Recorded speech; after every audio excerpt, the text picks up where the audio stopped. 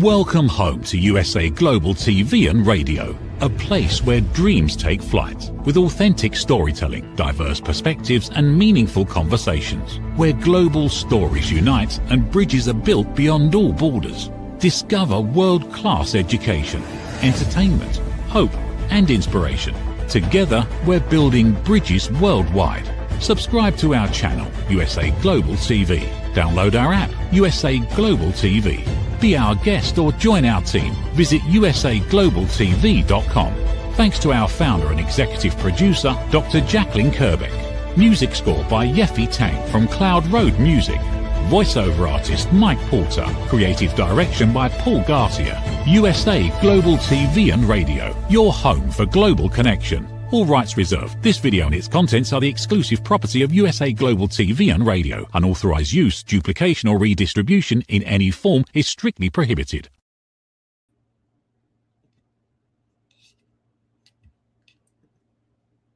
What if you've been doing something for a very long time and you realized it's time to make a change? That's what we're doing here today at Iconic Women. We are going to be changing the name because we have an iconic man who is joining us. This is an absolute first. We're going to change the name of the show to Iconic People.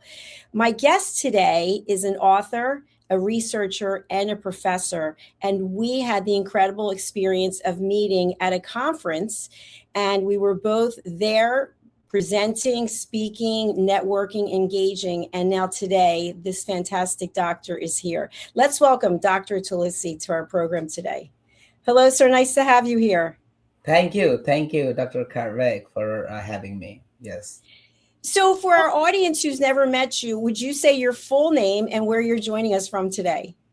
Yeah, my full name is right there, Dr. Talasi Acharya. Currently, I'm in Georgia, Valdosta. So yeah, I'm speaking from there right now. Thank you very much. So I'm often talking to people about the fact that it's so important to put yourself out there, to have visibility. And that can be through writing books. It can be through sharing information through social media. And you and I had the pleasure of meeting at a conference last month. And so I want to just have you share, what was your role at the conference and what conference was it? Yeah, I mean, it was in the at the 9th International Nepali Literary Convention, the conference, where we happened to meet each other. I think it was pretty much a month and a half ago, on the 22nd of May. And we had a panel discussion there on Nepali language and writing in English, and about the Nepali writers writing in English and the situation of Nepali writing in English. We had a discussion and we had a paper presentation, sort of the overview about the Nepali English writing up until now, and that kind of a discussion we had at the conference. Yeah. Thank you, Doctor. One of the things I think is really profound from what you just shared is, I know I'm an author writing only in English, and we've interviewed hundreds, if not thousands, of authors writing only in English. But yet you and the people who are attending the conference have a profound interest in writing in English, even if that's not the first language. Why is that? I think the idea is that English is an international language, and pretty much there are many books being translated from different languages into English, and we have the English readers, the audience, growing day by day, and that is the only language. I mean, there are many other languages the books are being translated into, but English is pretty much the common language. People like to read and understand the culture all across the world. And if for example, I speak originally, my mother tongue is Nepali, and I speak and write in English as well. So if I have to read a book written in a different culture, another medium would be either the book should be translated into Nepali or should be in English, at least minimum. So that's why I think the writing in English is an opportunity as well to bring the the culture and the language and pretty much there's so many other things into play, and then translate, and then convey the masses out to the people from a different cultural and linguistic background as well, I think. And that also is one of the reason why we want our culture, we want our voice being heard, and also want other readers to know what cultures we have, what languages we have, what kind of a the voice people have. I think the best medium for now would be in English. I think that could be the reason why we are more interested reading and writing English. Yeah. Thank you, Doctor. One of the things I want to share about attending the conference, because we're talking about language and English being the first language, I attended a certain part of the conference, and it was not in English. It was in Nepali, I believe. And the whole group of people there were so welcoming. I didn't know exactly what anyone was saying, but I certainly felt welcome. And so that is unlike any conference I've ever attended before, where it just seemed like everyone, namaste, everybody was so open and just heart centric. And so I just want to mention that because I think it's really important. Yeah, thank you. Because yeah, I think it's also about sometimes even if you don't understand the language, the way they speak, the tone, the voice, even the postures and the gesticulations. I think even the sound and the noise. There are certain words like onomatopoeia. And just by hearing the sound. Also speaks a lot. It has a rhythm, it has sort of the music, and that appears to be very musical and very very expressive and direct at times, and sometimes it's fun even if you don't understand. Listening to the language other than the language that you grew up speaking reminds you of so many things, or helps you understand so many other implicit and tacit the information that you would not have understood otherwise. So yeah, definitely. I want to just ask you about something that you mentioned before, and then we're going to get into your actual background. But if you think about books being translated from Nepali into English, for example, is there anything that's lost in translation, like that famous movie? Because I know many people are using AI, for example, to translate English books into other languages. And then when they give it to someone who actually is from or was brought up in that culture speaking that language, there are a lot of differences. So what do you think about lost in translation?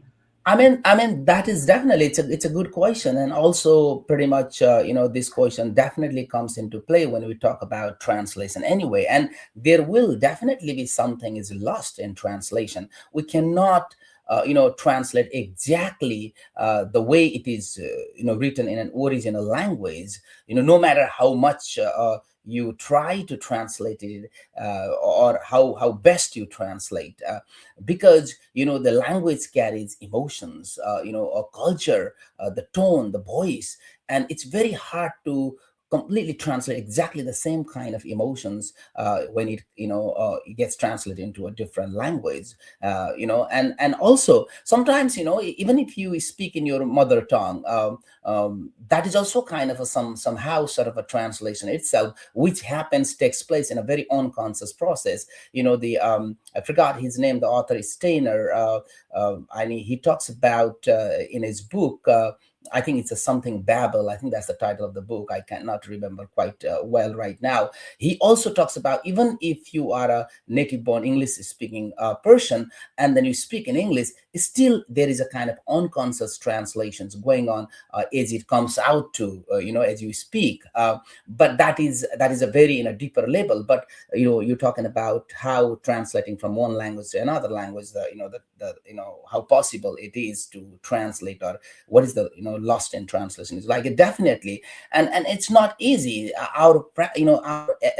effort would be always how to best translate, to try to communicate the same emotions as best as we can, and we'll try our best, but definitely we cannot bring 100% out. Yeah, I agree with that. I agree with you, especially since in English language we have slang. If you think about English, there's the British English, which people will call proper English, there's American English. So I think your point is very valid. Mhm. And I want to move into the fact that you are also a professor and your area of focus is English. Is that correct? Yes, yes. I teach English composition and writing. Yeah. So, a lot of the research that I've seen is the fact that Americans overall in the United States, that the education level in terms of basics like English, math, and I know this is a general question, that it's really started to fall backwards over a number of years. What are you seeing in your role as a professor? I think that's a very good questions, and I also have observed that somewhat. I have been teaching at a U.S. Institution quite for some time now, maybe 15, 16 years now. And then, I remember, the students that I taught in my beginning years were very much, the interested and willing to write, and they really came up with, nice ideas and nice paper. They appear to be more creative when it comes down to writing an essay. But these days, I do not see very much of that sort of a talent, or maybe putting much effort into writing, except for a few students who want to work hard on their own. Maybe it could be the reason of AI also. The AI pretty much does everything for them, so they don't bother with doing making an effort as well. And it also has reduced the reading habits, because they don't have patience when it comes to reading and writing. And I have noticed that quite a lot. And you are right that you asked me these questions, and I think one of the reason could be an AI, because some of the writing is very stilted and very repetitive, and that does not really bring kind of a creative ideas into play, and that is very noticeable these days. And that is one of the I think distressing, I mean, one of the pessimistic things I would say, along with the benefits of AI. These are some of the the challenges that we have been coping with, and as an instructor, that is what I have noticed as well. Yeah. Thank you. I appreciate your candor in reference to that area. When I went for my master's degree, it was actually in person. And years later, I went for my doctorate, which I graduated with in 2011, and it was all online except the residencies. And all these years later, starting last year, I started a program at the Wharton School of Business, which is all online except for once a week. It's a Zoom meeting where you get together with colleagues.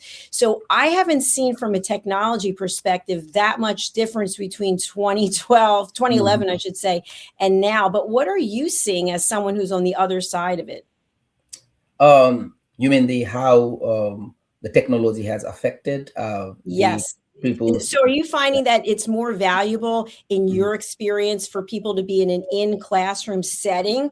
Or Mhm. do you think that it can be just as valuable to do something where it's on Zoom and you're on your own, or some combination of the three? I think this is something entirely depends on the individual person. If they are really hardworking and want to grow from there, and want to work hard, I think whether that be in person or online, that really doesn't matter very much.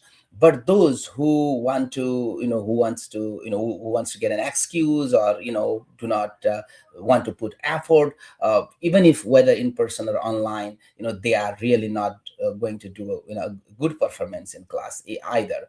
But talking about online and in person, I think still there is a some significance of having in-person classes as well, because that it at least will give an opportunity to have a kind of face-to-face interactions, being in person, and that also allows the instructor and teacher to put them together into a workshop, and that will help, that will want let them avoid certain things that they could do, that they could avoid if they are going an online class.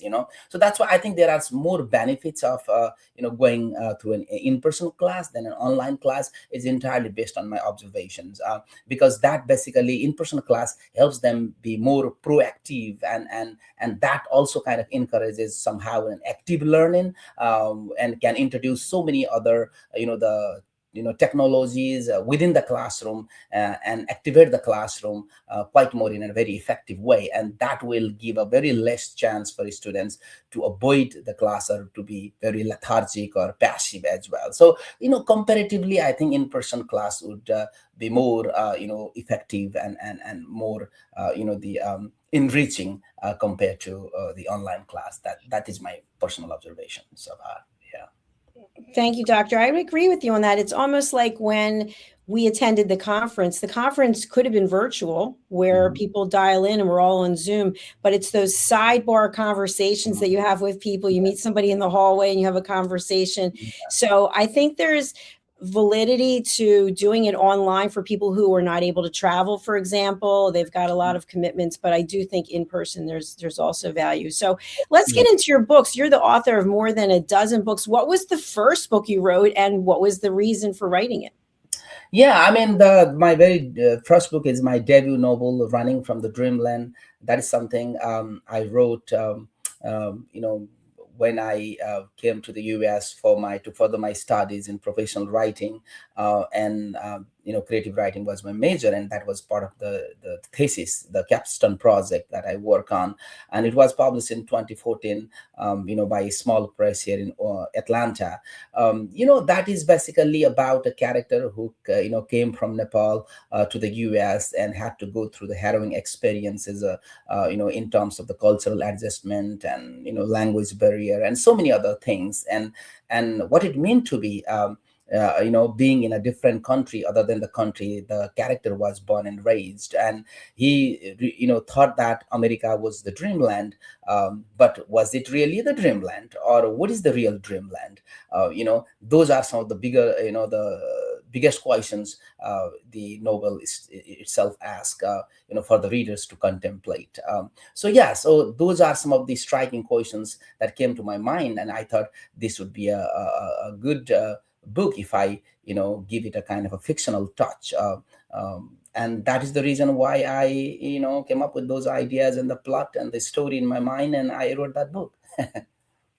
Thank you so much. And for those who are going to be listening to this on a podcast platform later, we actually have your website up with your books. Can you tell our audience what is the website address? I think my website is pretty much all about my the books, what I do, the events that I go to, the book signing events and the readings, pretty much my blogs and the updated news and things like that, but focuses on the kinds of books that I have published so far. And definitely I'm all over the places, even my genre, focus genre is fiction, but I have published some academic research book as well as part of my being in academia, and also non-fictions, and recently also a poetry has come out in Nepali. That's my debut poetry book in Nepali as well. So I write both in English and Nepali languages, and all of that you see on my website. Yeah. Thank you for that. And we also have another show called The Corner Bookstore, and we'll ask authors, are you writing or have you gotten published because you want to get rich and famous, or because you want the credibility? Everyone has their own reason. How would you describe your reasons for writing? I think my focus, on writing basically has something to do with my own call for doing something good for society. Sometimes writing is a therapeutic experience for myself, but sometimes I also want to make sure that this is something needs to come out. This is something that needs to be heard. And perhaps people will find something in it, for their takeaways, or could be, for their own motivation, or could be something, this is something is very beneficial for people to know and understand, for this world to be a better place, to live in the future. I think there are various reasons behind that, except for, oh, I want to be world and famous. If I tomorrow I continue to write, and then, if something that I really, my writing comes out to be really very the beneficial out for the world, and it gets attentions and gets heard, then and naturally, without even thinking, something becomes famous. That is entirely different thing. But my first goal is just to get the masses across, to myself have a therapeutic experience, and also let the world know what's going on and why it needs to be heard. I think those are some of the reasons that guide me to write. What really stood out to me was when you just said therapeutic experience, because it sort of is very cathartic to write and get something in paper, and then once you get that first book copy delivered to you and you hold it in your hand, it is, I imagine, because I've never run a marathon, but I imagine it's like crossing the line and like, Yeah, yay, it's amazing. So I hear you. how, if all, do you tie that into what you're teaching in terms of English composition? Are there people who are taking the program and then thinking, okay, I want to be able to express myself through the written word? No, I mean I mean, teaching and writing, I think, goes simultaneously, because as a teacher you also have to read, because that will enlighten you, inform you, keep you updated with what's going on in terms of writing, and what kind of new books are coming out as well. And that is the I read, because the reading also helps me, perform me well in the classroom, because I can communicate ideas quite effectively, and I can, ideas are very important, and also bring so many ideas into play when it comes to discussion in the classroom as well. So that's why these ideas are very important when it comes to writing. The more you read, the better writer you can be, if you, because that will give you a lot of reading, will give you a lot of insights, a lot of ideas, a lot of perspectives into play, and that is something you might want to bring in your writing, and that writing will be more enriching and more relatable when it goes to the reader as well. So that's why I think the teaching and writing goes side by side, especially for me. Yeah. And what about your students, doctor? Do they come away from your program and have an interest in getting published, or are they two separate things? I mean, when they some of the, I mean, the students know the teacher's bio, right? I mean, they know that I'm an author of a few books as well, and some of them are interested in my writing, in my books, and would like to say, hey, what kind of writing? Oh, I also want to be a writer. There are very few of them, but mostly what I've noticed is that they do not seem to be very much interested in writing. And reading, perhaps they want to have some sort of a, the get a kind of a, technical skills and get into the job, like as soon as they want to, get into the job and start making money. I think that is more important for many of the students that I have noticed so far. And also the students I teach are mostly coming from a different background, like nursing, the business and this and that, but they but they have to take that, the English writing and composition class as a core class. So that's why their passion, their goal, and their objectives entirely different from my goal and objective. So that also could be one of the reasons why many of them do not seem to be focused. But especially those English, I mean, the students who come from an English major, I think 90% or more of them seem to be interested in writing. And yeah, some of them reach out to me, say, hey, how to get it published? And I kind of, give them an idea that how difficult and challenging it is. And at the same time, how fun it is when it, comes to the, world of publishing. Yeah. Yes, it's absolutely, in my opinion, a very rewarding experience. We also have the link to Amazon where people can purchase your books. So we talked about the first book that you wrote. What is the most recent one? Yeah, the most recent one is just right there. If you see in the background, that Like Water on Leaves of Taro, that is a memoir that came out 6-7 months ago. And this book was I mean, was nominated for the 2026 Georgia Author of the Year. Although it didn't get that award, but it won another award, which was the 2026 Georgia Independent Authors Association Award that that won that award a couple of weeks ago as well. So it has really got a wonderful reception as well. So yeah, that is the book, Like Water on Leaves of Tarot. That is the most recent book which came out a few months ago. Yeah. And how would you describe the journey that the reader will take for this book? I mean, this really brings in two cultural perspective. I mean, not two, more than, two cultural perspective into play. It is about loss, meditation on loss. What it meant by losing your immediate family members, and that happened in the backdrop of, the in the backdrop of COVID-19, and it was not, the COVID-19 has nothing to do with, the death of the immediate members, in the family, but in the backdrop of the COVID-19, there's such a experience that my wife had to go through, and I was right there to support her, and it is more about how we always kind of, a death is a kind of a hush topic. It's a taboo topic that we don't want to talk about basically, but why it needs to be discussed and talked. This is why this topic is very important. Death doesn't come with always with tragedy and loss and this and that, but it also brings some kind of a reunion and some so many other things that we never noticed before. I think that is something has been highlighted, and how it has been viewed all across the world in different cultures. I think that is something I have discussed in this book through a lot of research as well, and this is a memoir too. Yeah. I haven't had an opportunity to read it yet, but I definitely will. Is it in English, I should ask? Because It the cover's is. in English. Yes, Yes. it is in Okay, English. fantastic. Yeah. And do you plan on doing any audio version of this? My publisher is planning to do that.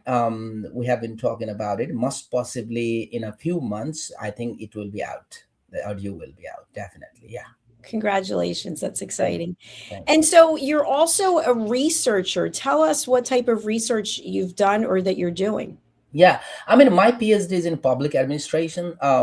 And when I wrote my dissertation, I mean, my research focus area is, marginalized community, people with disabilities, especially women and gender and things like that. So most of my research have been guided by, those, themes or the topics as well.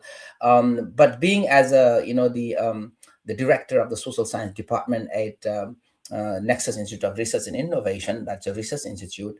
I have been working on a project. It's called Senior Care Senior Citizen Care Project is still going on in the very remote regions of Nepal. And the last time I also went there to I lead the project basically, and this is more about the conditions of the older adults and how to address what kind of a policies that we need to formulate to address the conditions of the senior citizens in remote regions, like Upper Mustang in Nepal and things like that. So right now I'm focused on that kind of research, but my research focus area is mostly, marginalized communities, people with disabilities and gender and things like that. And I have already a couple of books out.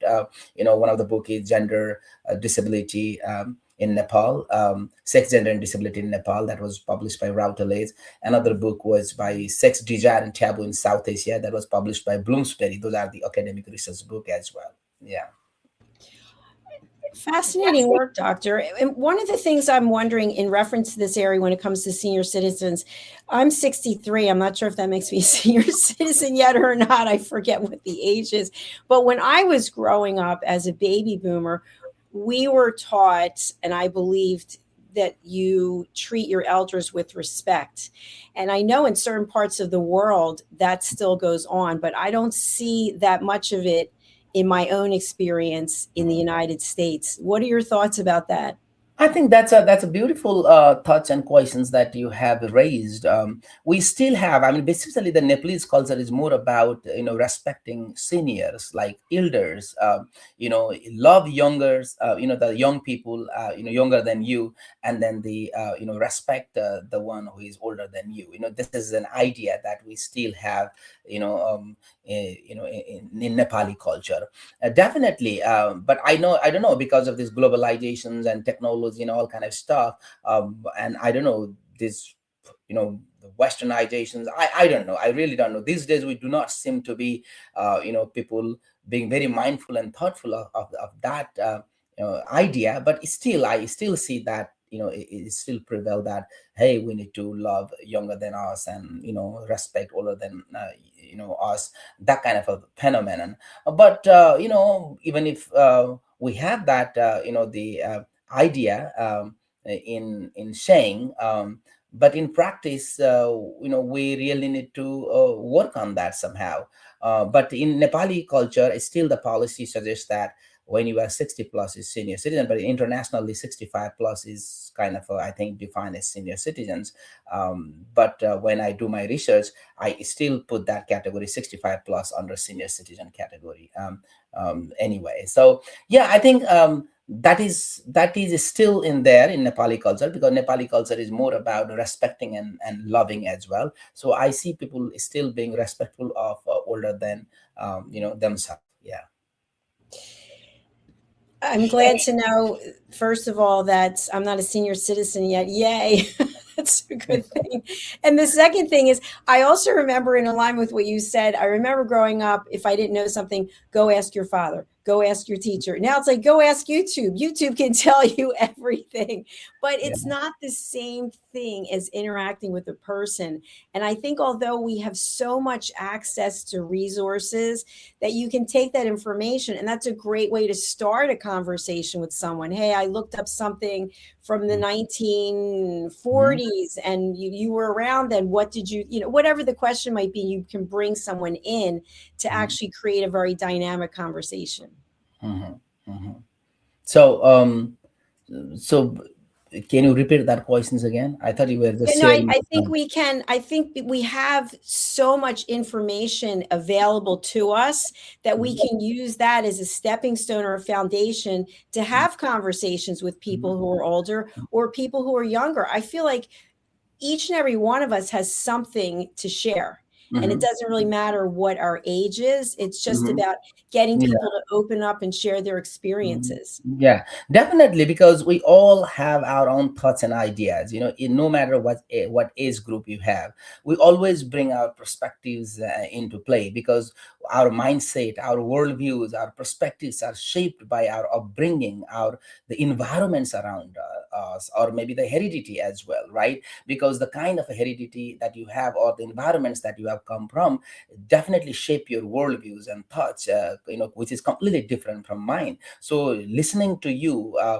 is always enlightening and insightful, because I will be learning different in perspective or different worldviews from you, and so is mine. So that's why it is always good to equally respect each and every individual, no matter what age group you come from, because disrespecting the younger, and then kind of or maybe kind of looking down upon the younger than you. Hey, he's just so younger than me. What else he might have for me to understand or know from him. I mean, that kind of a thing will definitely put you inside the box. If you really want to see things outside the box, you really need to respect and listen to each and every individual, no matter what age group they come from. It has, you can get definitely those information from different sources online and this and that, but at the same time, each individual has their own psyche, own voice, that is very much important for us to listen to. Yeah. Completely agree with you. And doctor, you seem to have a lot going on at the same time, between being a professor, a researcher, and also an author. It sounds like you're also a mentor. How do you manage your time? How do you prioritize what you're doing? I think it's all about your passion. When you are passionate about reading, writing, teaching, and doing research, I think everything goes simultaneously. You do not have to separate your time. Oh, I will do this for that, I'll do that, but this is how I will do it. I think if you start separating, or if you start, being very much, organized too much, I think that will make your that will mess your life up. So but if you let it go with your passion and interest, and continue doing what you have been doing, I think those things just happen simultaneously. I really haven't had planned for all of that. When I need to teach, I think I prepare before class, go and teach, and then I have especially the writing. Thing that I do is pretty much on weekends. I do a lot of writing on weekends. Sometimes I give some time to my family and we go out and things like that. And when there is some holiday, I do writing. Pretty much, if other people sleep like 7-8 hours a day or night, I think I sleep maybe 5-6 hours. So I think those are a little bit of a few things that that might help me to give me some extra hours. Otherwise, I think I let everything go on its own, and do things simultaneously. Yeah. The word that really resonates with me is passion. I think when we're passionate about what we're doing, it doesn't feel like a job. It's not actually work. And so I know and can tell that you're very passionate about what you're doing. For people who want to connect with you, whether it's ordering your books, having you as a mentor, what's the best way to get in touch and who should contact you?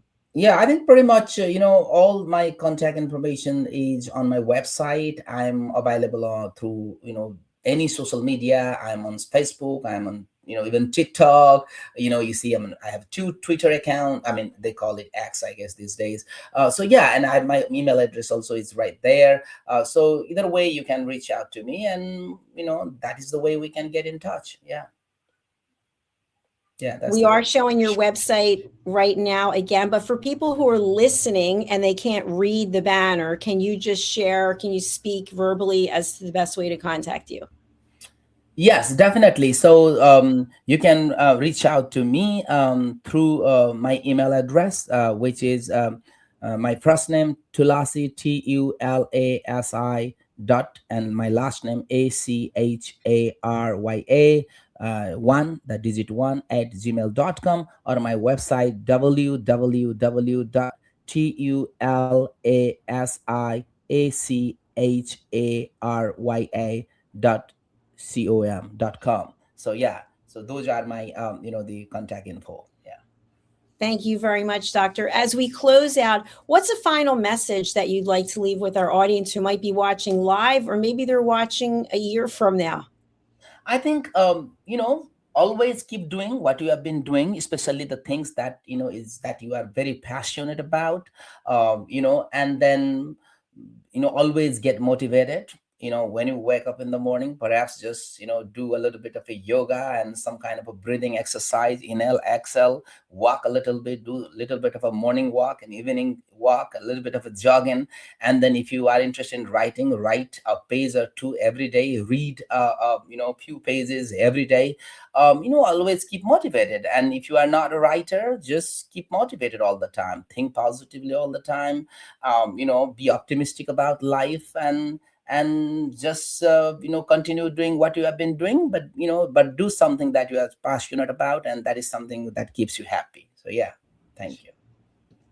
I appreciate all of that and agree with you. And I just want to share as we close out, you never know where an invitation may take you. So if people invite you to do something and you're concerned because you don't want to be visible, you don't want to be in the public domain, you don't know what you're missing. And you may sit back one day and say, you know what, if only I had, and fill in the blank. So I'm so glad that you and I were both attending that conference. And I'm so grateful to Sangeeta for introducing me. And that's, I ended up at the conference through someone I met, through someone else in London. So you just never know where things are going to take us. So thank you for sharing today, and we will welcome you back on another program. Thank you very much, Dr. Jacalyn. Thank you for this opportunity, and this is a beautiful opportunity to have a conversation with each other. And also, because of Sangeeta, you managed to travel all the way to Colorado, and that is the place where we met. And it was wonderful to see you here on this online platform. You never know; sometimes we might run into another event again. So, all right, thank you very much. I hope so. Bye for now. Okay, bye-bye. As I mentioned, we are going to be changing the name of the show. And just like I said earlier, you just don't know where things are going to lead. So this show is Iconic Women. We just had the good doctor here. We decided to change the title. So Be open. I think be flexible to evolving instead of being stagnant. I always do it this way. I always do it this way. I've heard this from people. And today I'm doing life completely differently than I was doing it before the pandemic. So I was in corporate selling meetings at events, and now I have 2 businesses of my own and really enjoy my life so much more than I did. I'm very grateful for the past and very grateful for the present. So again, thank you for being here. If you haven't done so yet, we would love to have you join us on our YouTube channels. We actually have 2. The first one, USA Global TV and Radio, we've earned the YouTube Silver Creator Award for over 100,000 subscribers. I think we have 113,000 now. And the Dr. Jacalyn Kerbeck channel, we started 2 years later, and we just crossed over 40,000. So please do consider joining us. And as we close out, we're going to be running a sponsorship from one of my dear friends and colleagues who's written a book. It's called Aging Sucks and the Guesswork, There is Hope. So let's hear from Red O'Loughlin and about his new book, and we'll be back with our next show. Thank you. What if many of the problems we associate with aging are not random? What if there are identifiable causes behind declining energy, chronic disease, and memory problems? We have been told that aging is simply something we must accept, that slowing down is normal, that growing older means growing weaker. But what if that's only part of the story? Why do some people remain active and engaged well into their later years? Why do others struggle with disease, fatigue, and declining health? What is happening beneath the surface? What processes drive aging?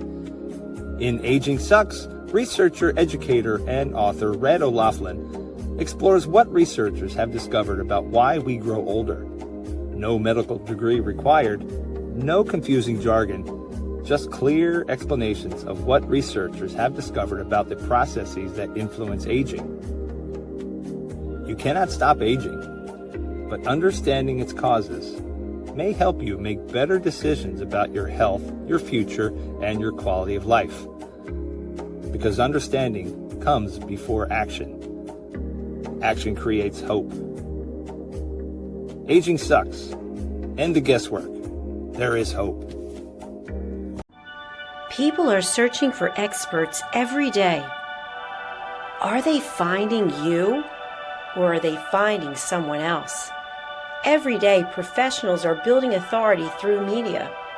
We've already built the platform. USA Global TV and Radio. Over 14,000 shows streamed to over 60 countries. This isn't about becoming famous. It's about leverage, visibility, credibility, opportunity. One interview, one conversation, one show, repurposed into content, connection, and business growth. Most people assume hosting a TV show requires a studio, a production team, and a massive budget. Our television packages begin at $1,500 US per month. Professional production, global distribution, replay visibility, built for voices with something to say. I'm Dr. Jacalyn Kerbeck, and if this resonates with you, we should talk. USA Global TV and Radio, all rights reserved. Contact us at info@usaglobaltv.com. Thank you, viewers and listeners of USA Global TV and Radio, for joining us today. We're honoured to have your time and attention as part of our global community. At USA Global TV and Radio, we believe in the power of authentic conversations, meaningful connections, and creating a world of possibilities together. Want to be part of something bigger? Join our team of elevated listeners at usaglobaltv.com, a space where your voice matters and your ability to listen transforms relationships. Stay connected with us across all our platforms for thought-provoking discussions, expert insights, and empowering stories. Subscribe to our channels at youtube.com/c/USAGlobalTV. Follow us on social media and explore the endless opportunities we're creating for growth, learning, and inspiration. Together, we're not just broadcasting, we're building bridges and changing lives one conversation at a time. For inquiries, contact us at info@usaglobaltv.com. Produced by Executive Producer and Director Dr. Jacalyn Kerbeck. Voiceover by Mike Porter. Creative Direction by Paul Garcia. All rights reserved. Visit usaglobaltv.com to view our full terms and conditions.